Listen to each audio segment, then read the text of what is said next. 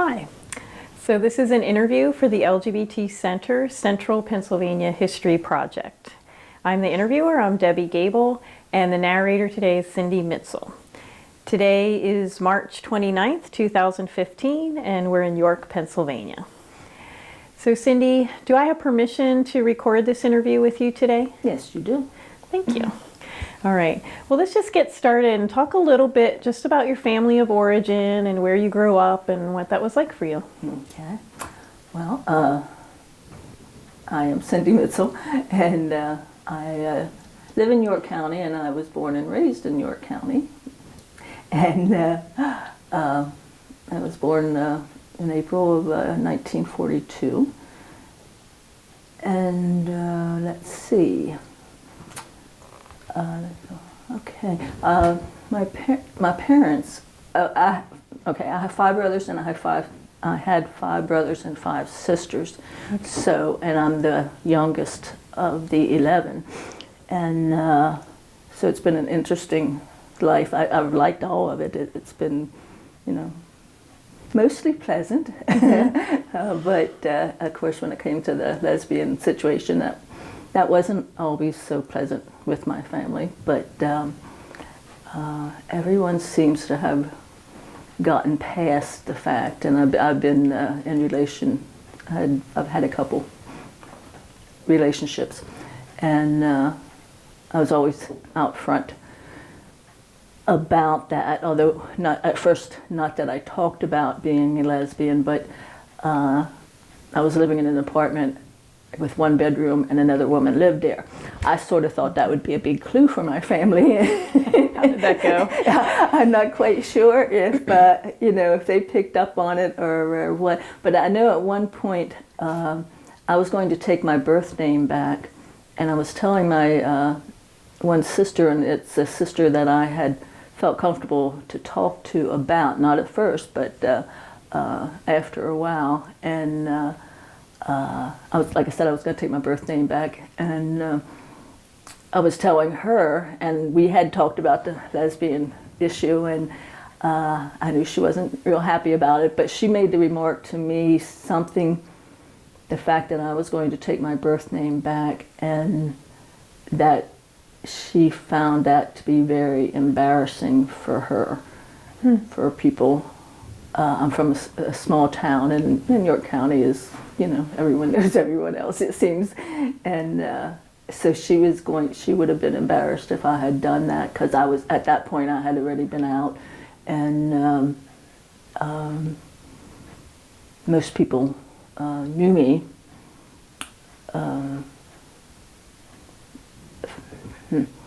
So how old were you when you came out? Did you know as a child, or? I did know as a child.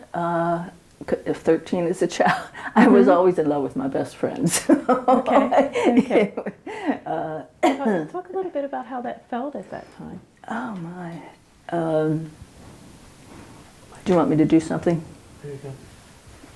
Did it fix it? Okay. Okay. How did it feel? Well, I felt I was the only one in the whole wide world that loved another woman the way I loved my girlfriend. And so I was. I just remember when I got married. Oh, I don't know if I want to go that route. Yeah, I did get married because at the time I wasn't living my life as a lesbian. I didn't know that I could live my life as a lesbian, and so I ended up, being involved with a guy, and we loved each other. We got married, but I always remember that it was almost just as important, if not more important, that my girlfriend was standing aside of me than that he was. And that sort of told me something. So So you said you thought you were the only one in the whole world. So we're looking at, so you said you were born in 42. So right, and this was in the 50s then, by the time you were a teenager. I graduated in 60, so, and got married like the next year. And so certainly no gay or lesbian people in films or on TV. Did you hear any discussion amongst your family, one way or the other?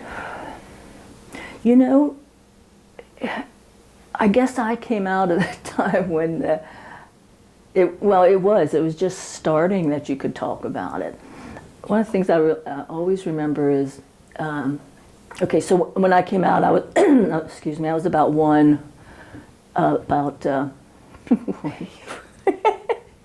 40. Okay. Like one. Or 41 is where I was going.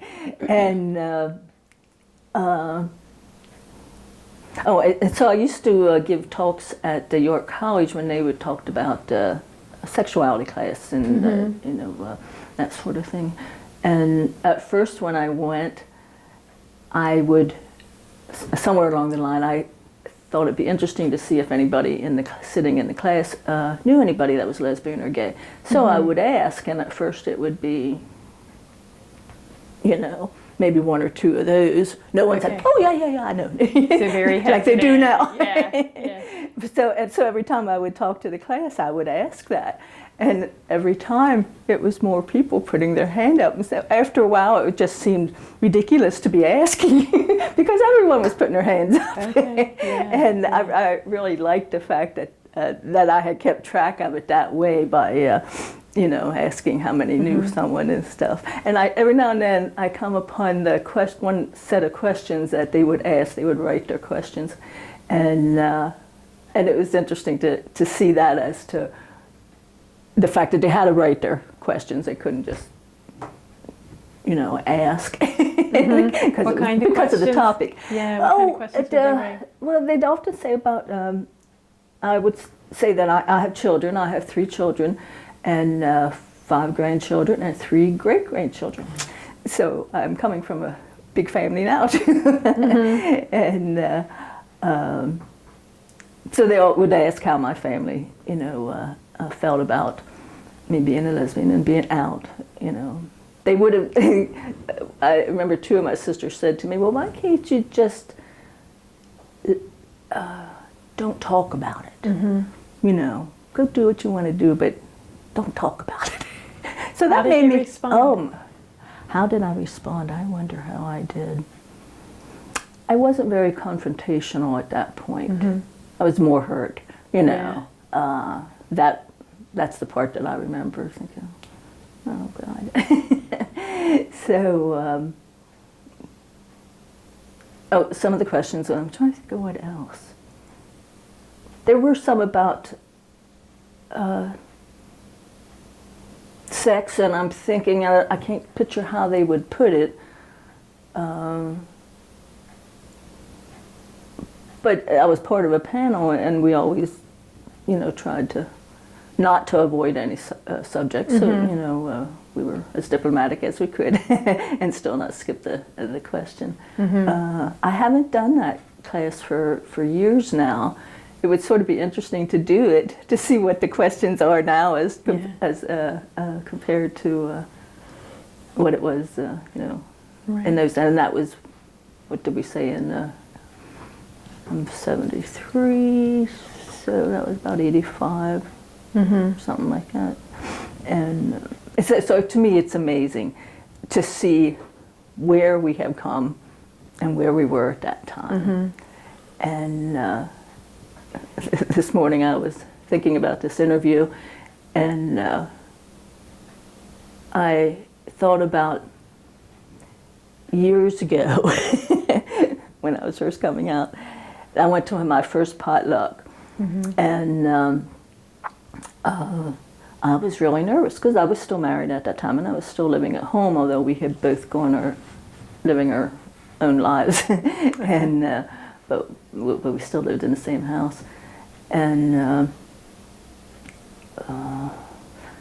I'm going to have times when I'm not going to remember what I was talking about. Okay. So sorry to talk about a potluck. Okay, first potluck. So I'm trying to think how, I know. I was trying to find somebody in this area that I could talk to about this. And there wasn't anybody. And then I discovered that there was a telephone service that people could call in just to talk. And I thought, well, I'll do that. Well, then I found out that one of the people I played tennis with, one of the women, was a volunteer there. Oh, okay. And so then I can't do that. She's going to recognize my voice, you know. And I was just, I couldn't even take a chance that she was working that shift, and call her. And so that eliminated that. And oh, I know. Then one time, there was a TV show, and it was a daytime interview kind of show, and they had someone on from PFLAG. I'm sure I had not heard of that organization. Well, I wasn't talking to anybody that was lesbian or gay, so no, I didn't know that they existed. Right. And PFLAG is Parents and Friends of Lesbians and Gays. Yes. Okay. And so I wrote down the information, how they always tell you to call such and such, and what, and that time it was calling, you weren't looking up in the computer. Right, right. You know, just to be clear. And so I called to get information about it, and the only thing they could give me was an MCC church in Baltimore. Okay. And MCC is Metropolitan Community Church. Okay. Yeah. So they were churches, or well, they are churches that exist that are, well, they're kind of primarily for gay and lesbian people, yeah, right? I think so. I mean, anybody's yeah. welcome, but they're an accepting church and one that you can feel comfortable in. And it was in Baltimore. Well, I never went to Baltimore. Certainly not by myself if I did. Right. But one Sunday afternoon I got myself ready and I found out how to get to this place, and I went to their church. And so was it in the city of Baltimore? Yeah. Okay. Yeah. So about 40 minutes. Oh, at least, yeah. Okay. Right. It was a big trip for me. Yeah. And but I just remember, and it just came to me right now, I sat there and I cried the whole time through that service. It shocked me, you know. I just, you know, the fact that I was around someone that felt the way I did. It's just amazing. So although it felt like a really big trip, was it helpful that there was a little more anonymity? Because it sounds like you were worried about, you weren't ready to come out to everyone in York. Yeah. Do you remember that feeling helpful, that you were a little farther away from home? Oh my gosh, yes, yeah. And I think I only went to one or two services. And then I asked about anything going on around York or Harrisburg, and there was a group that met at the Quakers church, and it was like a Sunday afternoon, and it was lesbian and gay. I don't know if it was the Discovery group or the Catholic Church. Well, not the church itself, but some Catholics had their own group. Is that what Discovery was? I'm not familiar that was with the that. Discovery Okay. in that manner. So anyhow, they told me about this group that gets together, and so I went up. Obviously, it was in the spring, so I went up to this church. Another semi-big trip for me. I make myself sound like a hick, and I guess I am to whatever degree. Just own it. Yeah. And so I went up there. They met on a Saturday afternoon, and I went in the church, and there was no one around. And I finally ended up downstairs, and there wasn't many people down there, and so I started talking to some of them, and they were people that go to church there, and they said, "Oh, this is how is that? The weekend that they do something outside the church, so they weren't meeting there that day." Oh. So no, what do I do? I'm in the big city. It's Saturday evening. So at that time, I had talked to.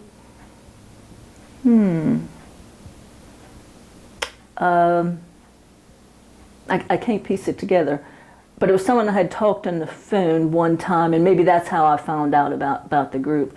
And so so I called her and I said, what does a person do on a Saturday night in Harrisburg? And she told me about a small cafe like that was owned by lesbian or gay people, and where it was. So I went to that and I had my dinner, and then like I think Mary had told me, and the woman I talked to had told me about the gay and lesbian bar.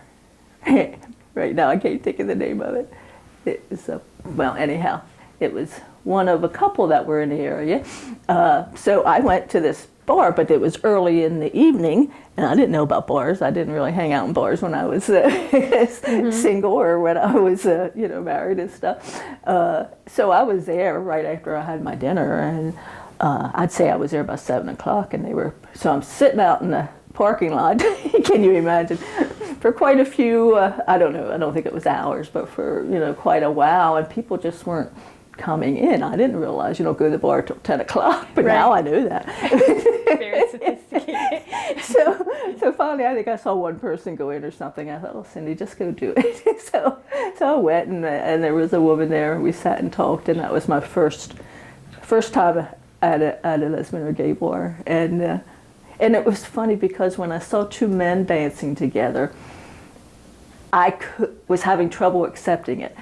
That it, I would have thought in my head, I certainly had fantasized as a woman that I loved other women, and we never had a relationship. I didn't have a relationship with anyone, but I was surprised at myself. Now, why can't I can accept the fact that two women can be together, but to see two men dancing close or something like that, it was a surprise to me. So yeah. I thought that was an interesting self-discovery kind of thing.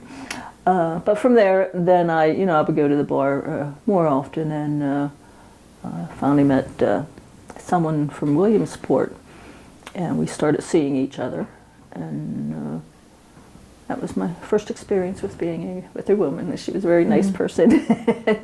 We had a nice relationship. It was not real easy because she was so far away, so we didn't continue that relationship. Okay. But anyhow. Well, it sounds like you were very brave.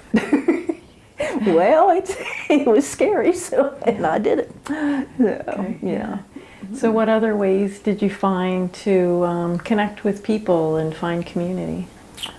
Well, that was my... You mentioned something about potlucks. I'm sorry. Oh, yeah. No, the potlucks, there was a newsletter called the Lavender Letter in the Harrisburg area, and I guess one time I was at the bar. By this time I was going to the bar in York, and someone came around who was handing out this newsletter, and I think it was Lorraine that had started. I know Lorraine had started the Lavender Letter. Yeah. Couldn't put lesbian in it at that time. Okay. Lavender Letter. And so I think after I had read the letter, and I gave Lorraine a call and said, I'm in the the York area, and is there anything I can do to circulate? Well, of course there was. Right. So I got involved with the Lavender Letter and helping to pass that out at different places and organizing events and stuff like that. Okay. So the letter had, tell me about what was in the letter. What was it used for? Well, there wasn't a big list of things to do because what else can I say besides in those days? There wasn't a lot of events happening. And I remember when I moved here, it was 1989, and I got the Lavender Letter, and it was the first time that there was two things on the same night that we had to choose. It was a shock, and it made me happy to say, oh, wow, yeah. Right.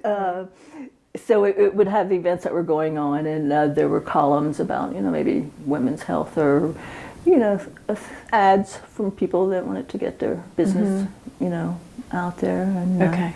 And that covered the Harrisburg, York area, Lancaster? Yes, definitely those. And sometimes there would be events in Baltimore or Philly that somebody had thought to list. And but it was a lifesaver. It really was, to know that there's other people out there and that you could get in touch with them. And just going to the first potluck that I went to, it was an icy night. But I went. But it got icier as the night went on. But at that time, in order to go to find out where the potluck was going to be held, I had to meet with someone like the week before, and just to see that I am real. Okay. You know, Okay. and So this was a way people were protecting their safety. exactly, Okay.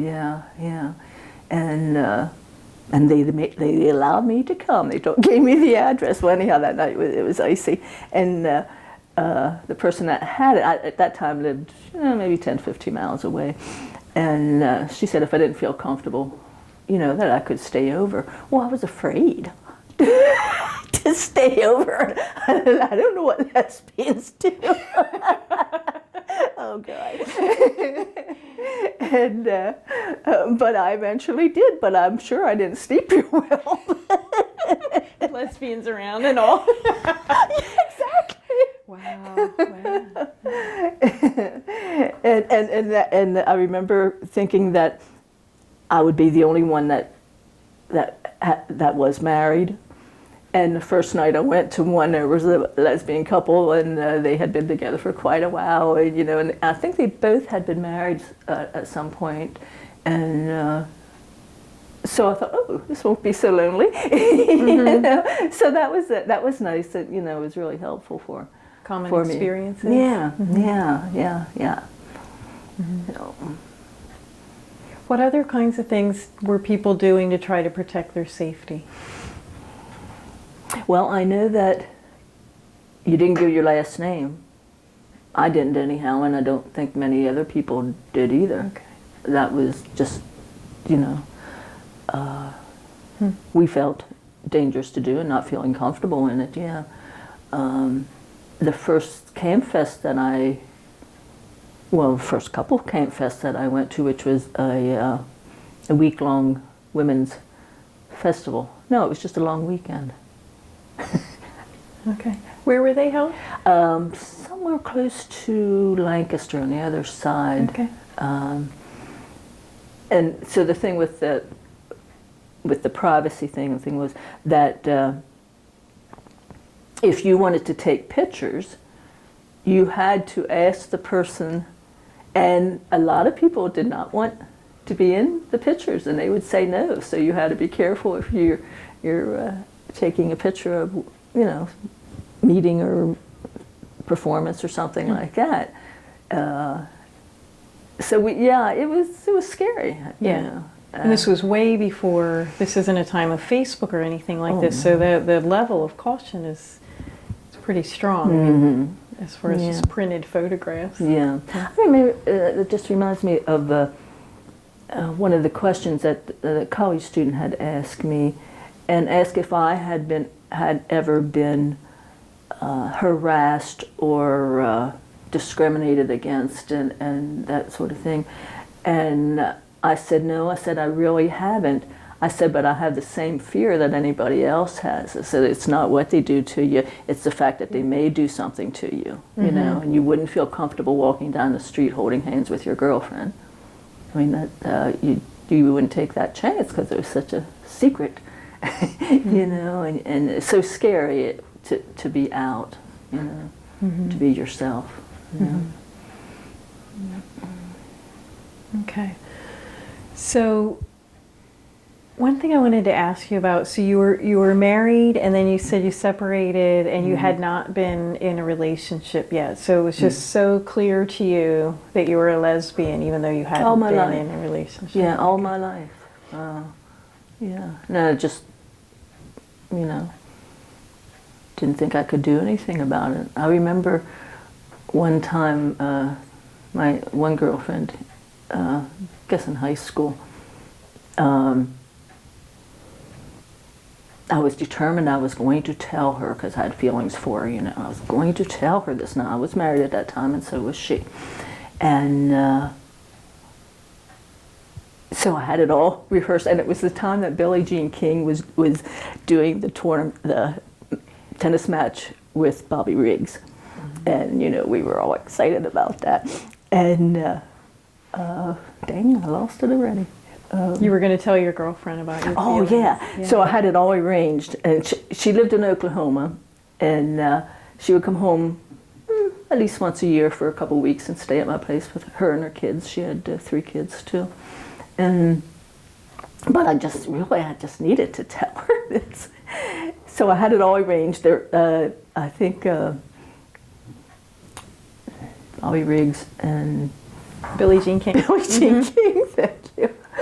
Billie Jean King's picture was on the Life magazine or the Look magazine, whichever it was at that time, and I used to get it. So I had that, and there was a story about Billie Jean King, and so I put that magazine where it could be seen, and sitting in the living room, and that's how I was gonna start. And when I don't know how I put it, but she said, well, I just know if anybody came on to me, she said, I'd knock them to the ground. Well, that was the end of that conversation. So we lived the rest of our lives not ever talking about it, Well, that must have been really painful. Yeah, it was a constant thing, Yeah. So I'm interested in hearing more about your first Camp Fest experience. Well, let's see. She said it was like a weekend long. So is it a music festival? I don't really know a lot about Camp Yes, Fest. it was a music festival, and there was classes and meetings with different subjects, and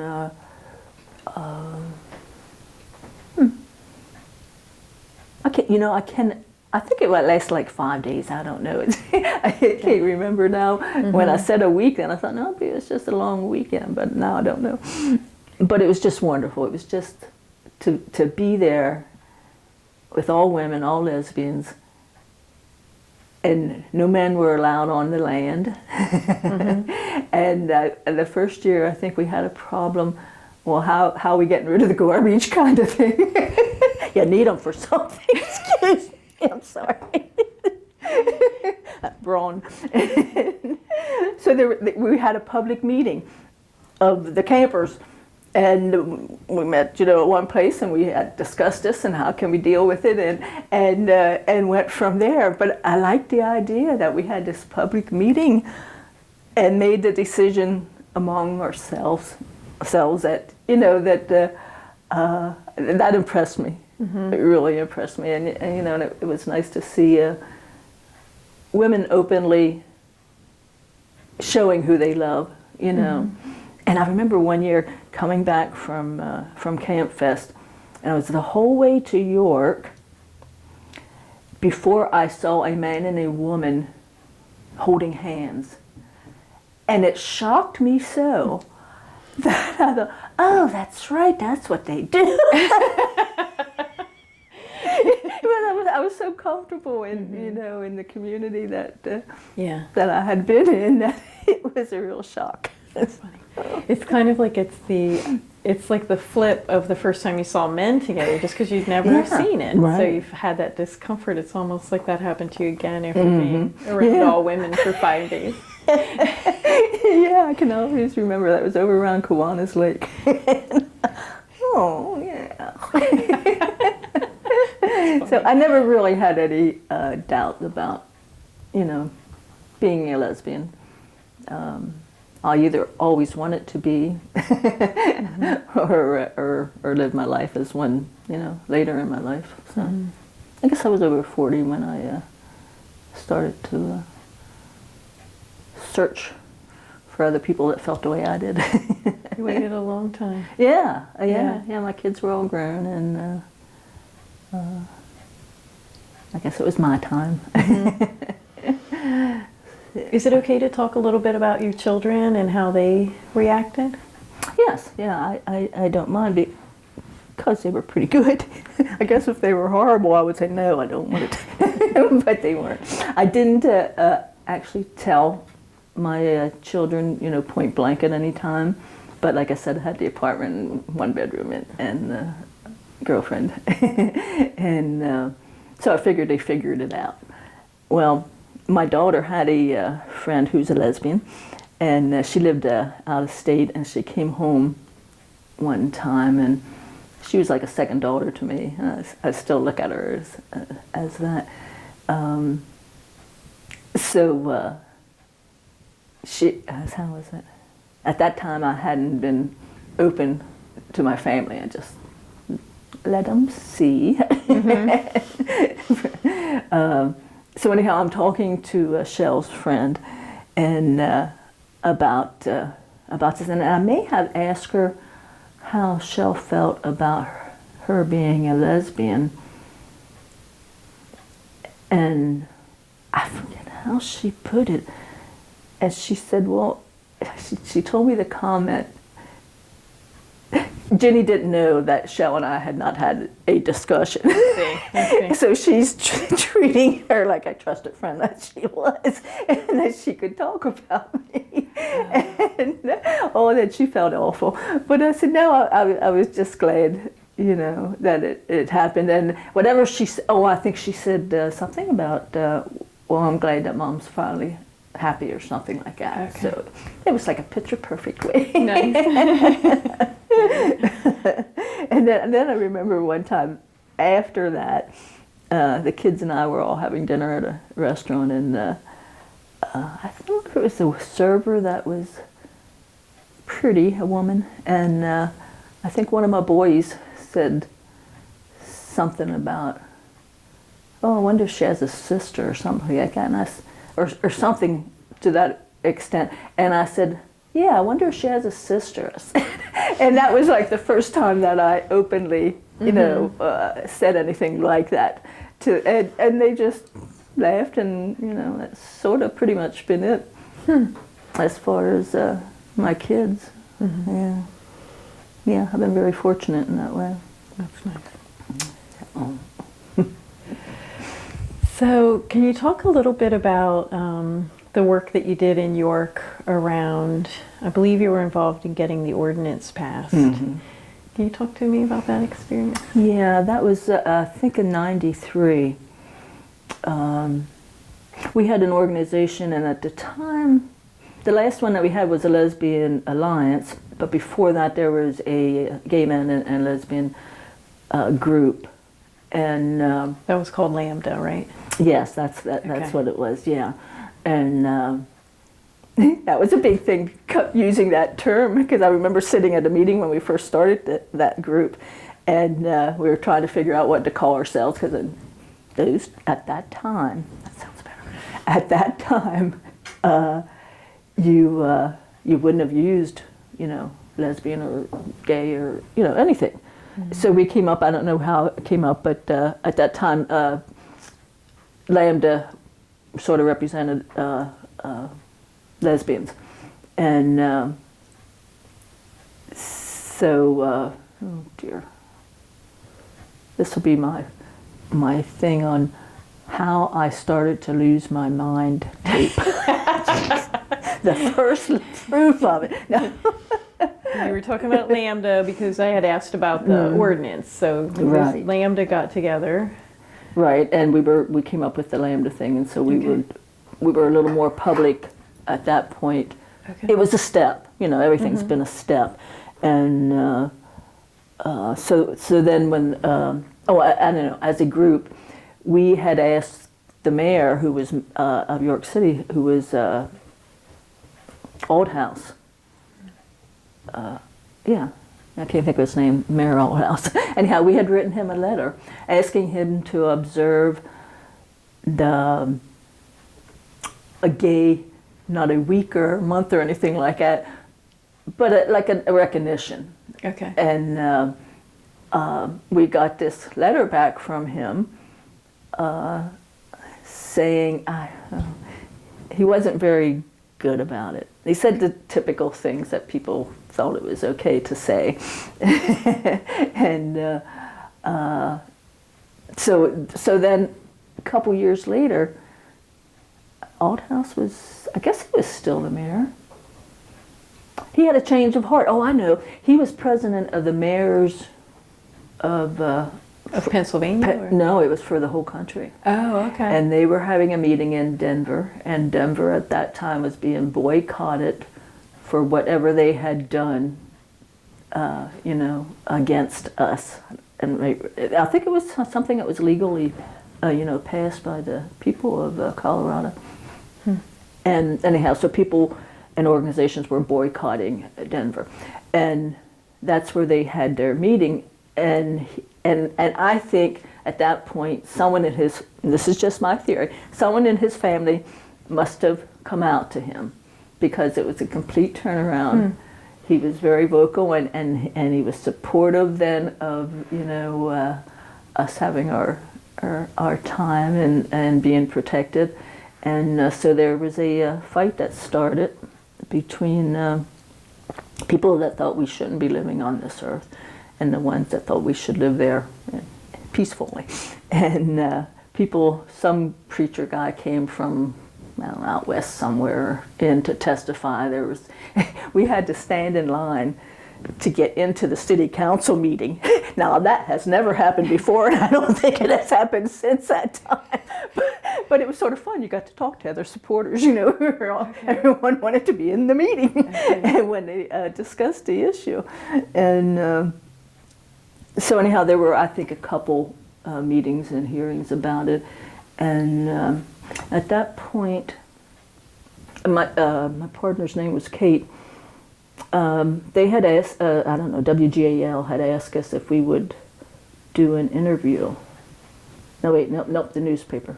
It was the newspaper. And we ended up being on WGAL also, but the first one was a newspaper asking if they could come to our house and take our pictures and interview us, and that sort of thing. And so we agreed to do that, and that's one of the things that I do have, the picture that was in the newspaper. And and that was another scary thing to do that, because we thought, there's all these kooky people out there, what are they going to do to us? And our fear was, we knew what they did to a lot of lesbian and gay and bi and trans people, so, the fear was legitimate. Yeah. And so my dear friends Peg and Dell, they brought us one of these alarms that goes off if you squeeze the button. Okay. So that if we had any problem, before cell phones. Right. And I still have that in my bedroom. I'd like to sort of know if it works yet, but yet if I set it off, I don't want to pay the consequences for scaring my neighbors or not being able to turn it off again. I don't know. So it's still there. But anyhow, we ended up getting 2 phone calls. And one of them said, now our picture is in the paper. One of the women said, well, no, if you both votes are fat and ugly, you maybe you'd be able to get a man. Okay. Right. Mm-hmm. Made sense to her, and then she hung up. And then what did the other one say? It was something, negative for sure. Mm-hmm. But we only got those 2 phone calls. We were really surprised. Mm-hmm. But we were. I think then we said we're not going to answer the phone. We'll just let the answering machine take it, so we could, hear the message and not have to deal with it personally. Yeah. But yeah. So finally, we did get the ordinance passed, but we worked very hard on getting it, and it was just interesting to see the people coming from the whole community. That my friend Peg said one time, we will only get our civil rights when straight people begin to champion our causes. Mm-hmm. And I just always thought that was so true, because it got, the first time, I'm sort of going off, but the first time I saw a letter that was affirmative, a letter to the editor that was affirmative for my community, I thought, oh, Peg's right. And then I remember sitting back and saying, oh, it's sort of nice to read those letters to the editor that are saying we're okay. And then I don't have to write so many, and she didn't have to write so many, because straight people, and they would listen to straight people that were being supportive much sooner than they would listen to a lesbian or gay person. Right. And I'm thinking of you saying your theory that Mayor Aldhouse probably had somebody in his family come out to him, and it seems like that was such a powerful effect over time when straight people found out someone that they loved was gay or lesbian. It could change their hearts and minds. Yeah. Oh, yeah. Yeah. And it was always hard to talk about wanting people to come out. Because it was such a personal thing, and you couldn't insist. But I know we would start saying things like, that we won't get our rights until, shoot. You were Help me, Debbie. Yeah, I'm thinking about where we were at. So you were Thank you. I need you in my life. Sorry. I'm thinking about, you were talking about the difficulty about, you can't just tell someone they have to come out, but it sounds like you started to think about like wanting to encourage people to come out because of the value of it. Yeah, but you couldn't really do it, I would just have to make the statement that that we're getting these things because of more people coming out. And I've had a girlfriend recently, I was thinking about that this morning, that was not out to her family, and it was very difficult. We have since broken up, but that was very difficult to deal with. I'm a very out lesbian, and to be with someone that wasn't out was hard. But there were a lot of other issues too, but anyhow. So even today, people have trouble because I think the main fear is usually that you're going to lose your family. And she's very close with her family. I'm sure they all know. She just doesn't know that they know. But that's the fear, is losing your family, And some people it doesn't feel like it's worth the risk. Yeah, yeah. Some people just can't do it, and I think it's sad. I just remember how good I felt when I didn't have to watch every word that I said. That I remember I have a family that lives in Florida, and I had gone down to visit them, and this was before I was real out. And my sister-in-law, who I love dearly, and I were talking, and I was at the point where I was watching that I didn't say he, because I didn't like to do the he thing. I didn't want to pretend, but I didn't want to be honest enough, to come right out with it. And we're talking about something, and like I said, I love her, and we've always been very close. And so I'm talking about an experience trying to cover up my pronouns, and I was feeling so comfortable, I said she, when I normally would have tried to come up with another way to explain who it was. And I realized it, and I stopped, and I started to cry. And she just, assured me that it was fine, And that was, she's still my favorite. Oh, I shouldn't say that.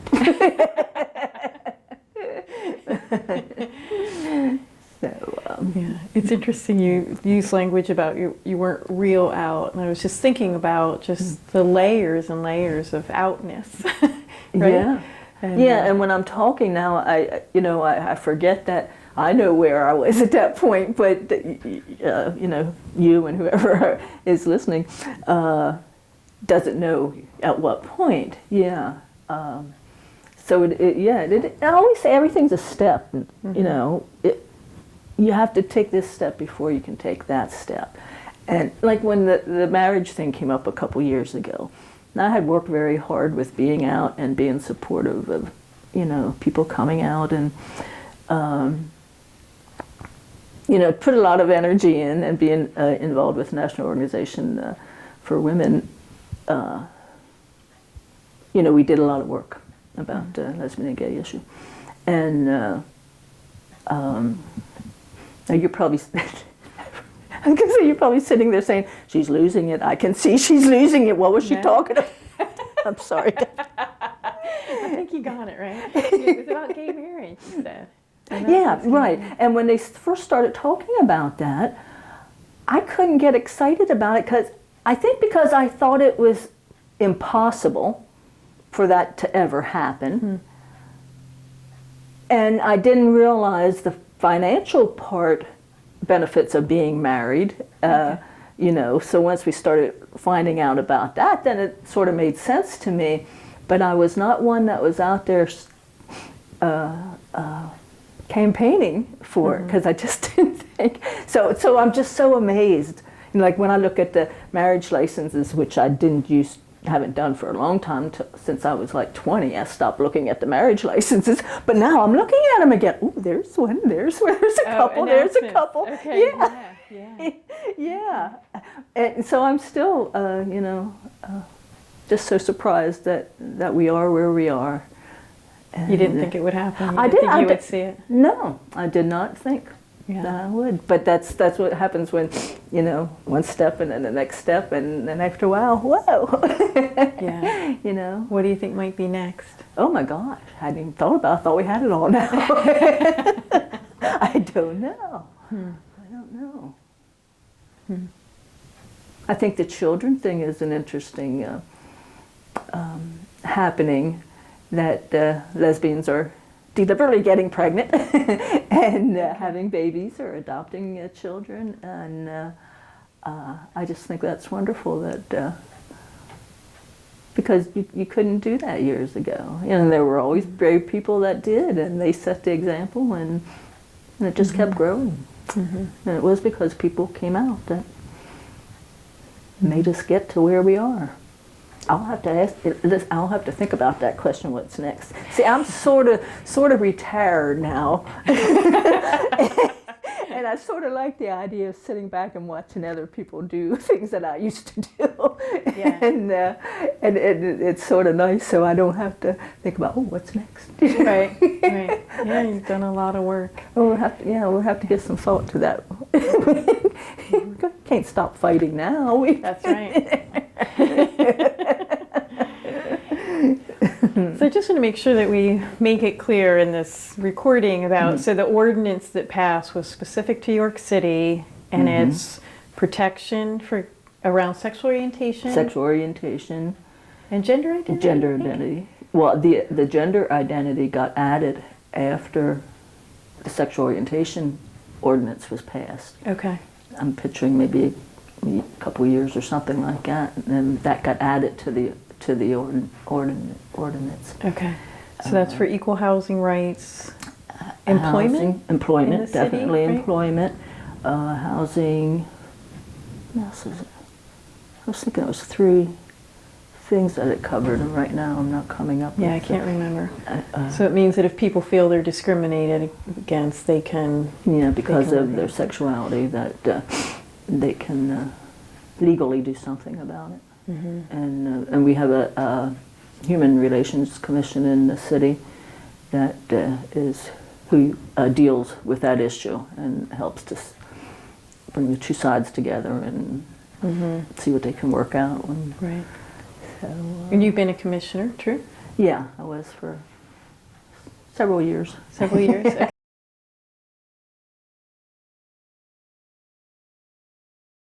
Did you see many complaints come around sexual orientation and gender identity? There were, yeah, I'd say, I don't have any statistics to back this up, but I would say maybe 1 out of 5 cases, 6. That's just what I have a feel that it was. I don't really know for sure. But yes, yeah, it definitely was. More on race, but it was. I think one of the reasons I agreed to go on to the commission is because there wasn't. I don't know if there was anyone on the commission at that point. Yes, I do know there were people on the commission at that point that were lesbian and gay. Okay. But it's one thing that I wanted I wanted to be able to represent and have, and that when I got on, it was sort of toward the beginning when you could feel comfortable, talking about it.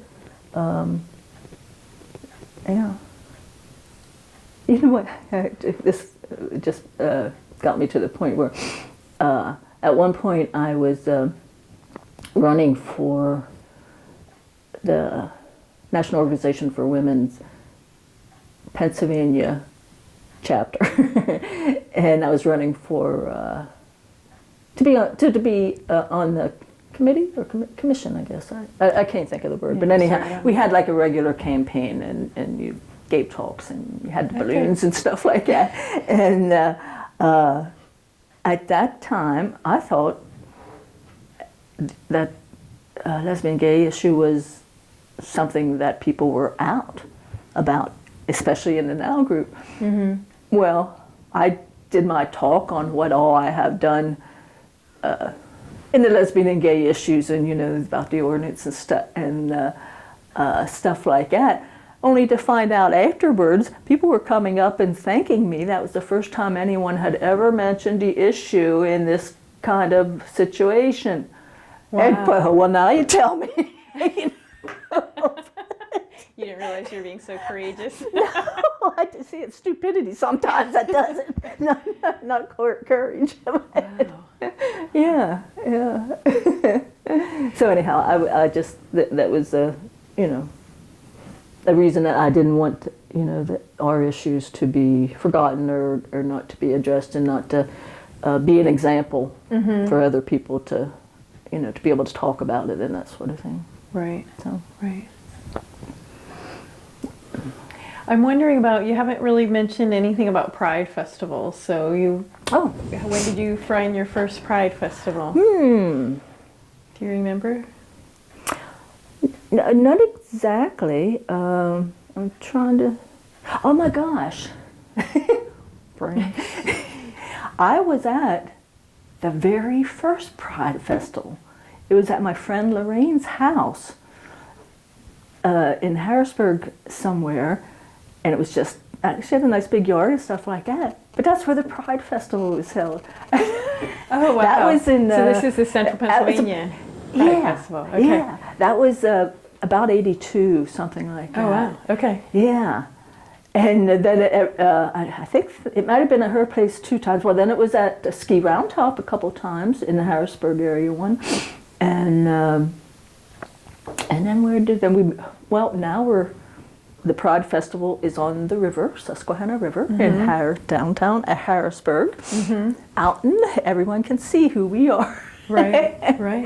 And so we've come a long way from someone's backyard to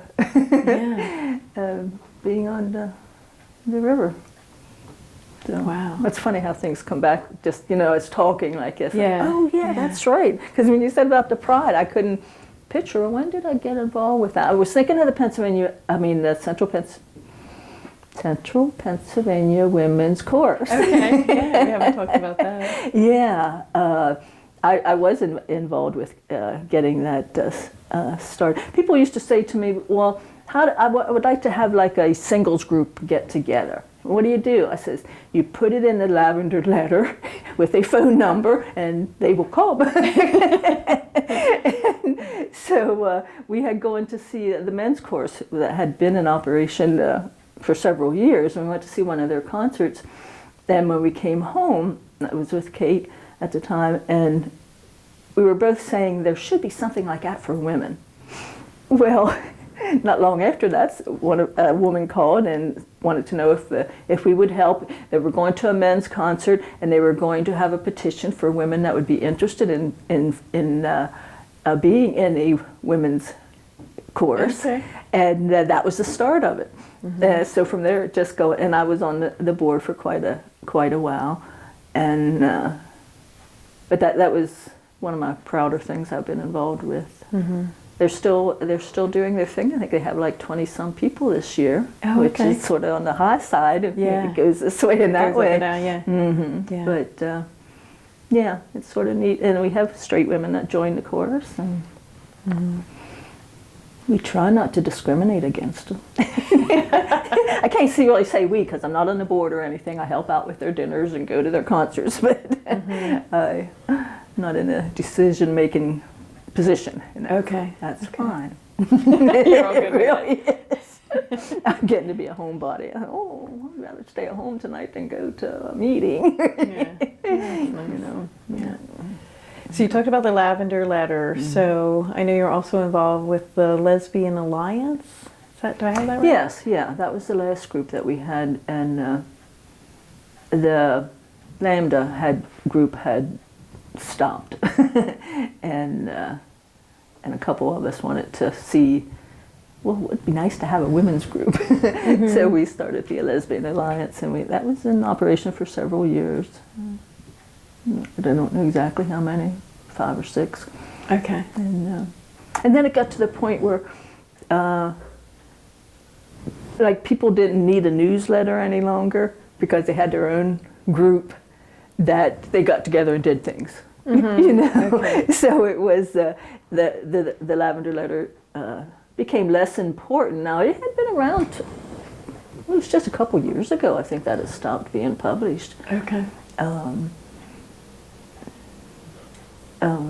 But anyhow. So you switched back to the Lavender Letter. So was there the Lavender Letter and the Lesbian Alliance for a while, right? Yes. Okay. Yes, there were different people that had the Lavender Letter, but we had started. Then we had, I think at that point we had potlucks. That was always our old standby.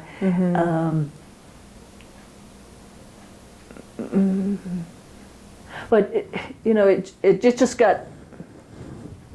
I don't know if it was political or what, but anyhow, the Lavender Letter stopped being published. Okay. And so we did the Lesbian Alliance had our own list of people that we mailed information to and that sort of thing, and we had potlucks. But then we sort of got to the point where we felt more comfortable just going to a restaurant, a group of people, and I don't know if we called it Women's Night Out or something like that. So we kept the thing going in the area. Right now, I don't know. There might be a dine out night. I think there is in Lancaster. I don't know if it is in York or not. But, it's interesting how things change. Yeah, it is. Yeah. Was there anything else that you can think of that you want to share before we wrap it up? Check back with me tonight. I'll have this whole list of things that I wish I had talked about, but right now. Well, I do want to thank you for your time, and I also do want to say that if you do think of a lot of things, we could schedule another time. Okay. Because, it's a long history and a very interesting journey. So this is a wonderful project. I'm glad to be involved with it. It's exciting to think of all the documentation of our stories. Yeah. Oh, yeah. Yeah. And I do have things that I've collected that would be nice to give to the college. Is the college the one that's having the Dickinson College and the LGBT Center are really working together. So, okay. Yeah. Yeah. Wonderful. Well, thank you so much. Well, thank you.